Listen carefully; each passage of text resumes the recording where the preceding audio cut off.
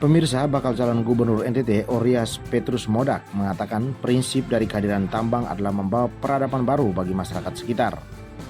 Hal itu disampaikan Oryas menjawab pertanyaan wartawan dalam jumpa pers di 3G Cafe, Loleba, Lembata, Minggu malam 16 Juli 2023. Untuk pertambangan, tambang itu salah satu visi misi saya itu, tambang itu meningkatkan kehadiran itu harus meningkatkan peradaban, yang membawa peradaban baru bagi masyarakat sekitar.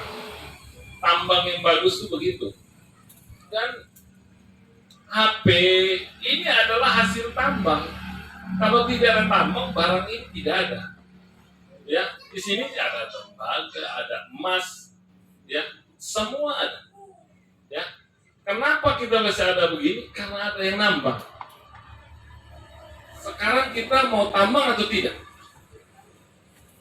Di tempat lain orang tambang tidak apa-apa, ya. Kita di Freeport memang Freeport itu dia tambang 30 ton satu tahun, itu lagi apes, lagi sial, itu dia cuma dapat 30 ton emas, 10%-nya lepas ke sungai, 3 tonnya ada di sungai. Kalau lagi bagus dia 60 ton, 6 tonnya ada di sungai. Kenapa? Karena dia tidak memakai yang berbahaya bagi lingkungan, merkuri tadi itu kan.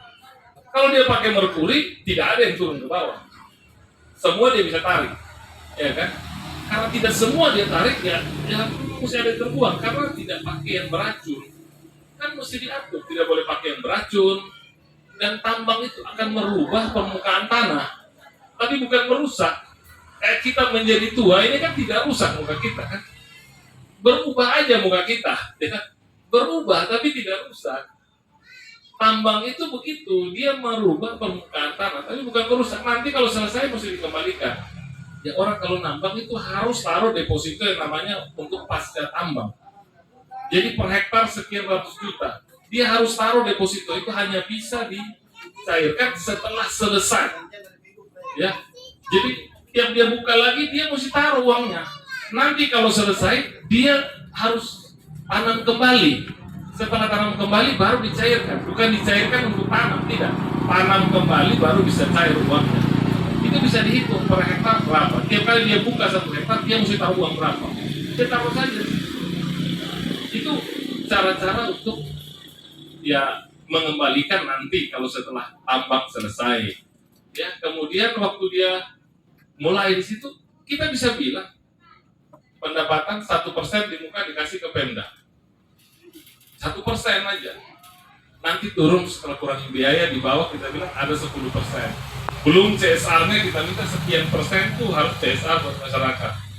Ya. Kalau di Papua kita bisa bilang suku asli gratis kesehatan. Kan semua bisa diatur. Kan kita bisa atur kita mau apa. Setelah cocok semua ya silakan. Kalau dia tidak mau yang kita mau ya tidak jadi. Ya, saya tidak akan paksa tambang, terserah. Kalau mau maju, mau nambang, silakan. Kalau tidak mau, takut rusak, kita bawa lihat. Di mana dia mau tambang apa? Orang mau panas bumi, bukan tambang. Ini manfaatkan panas bumi untuk listrik. Panas bumi itu paling bersih. Paling bersih. Karena dia cuma ambil panas dan tidak ambil apa-apa. Daripada panasnya terbuang, kan dipasang tungku, situ ada kayak tungku. Muat ketelnya situ, panas dia ada uapnya, putar turunin, sudah selesai.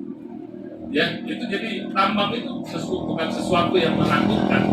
Saya sendiri bukan orang tambang, saya bukan insinyur tambang. Saya ini akuntan. Mesti diingat saya ini akuntan. Jadi kalau mau lawan siapa saja, saya ini akuntan. Saya bisa kerjakan apa saja. Bisa periksa siapa saja, ya, karena saya pengalaman periksa. Audit umum, audit investigasi, audit khusus saya bisa. Memang saya sekolahnya itu dan saya kerjanya itu sebelum akhirnya saya masuk di tambang, pelabuhan, rumah sakit, apa bisa diurus kok ya.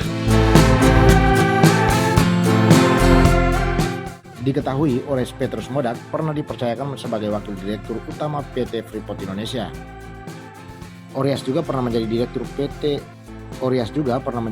utama PT Inalum Persero, holding dari BUMN Pertambangan. PT Inalum Persero memiliki saham mayoritas 51,2% di PT Freeport Indonesia.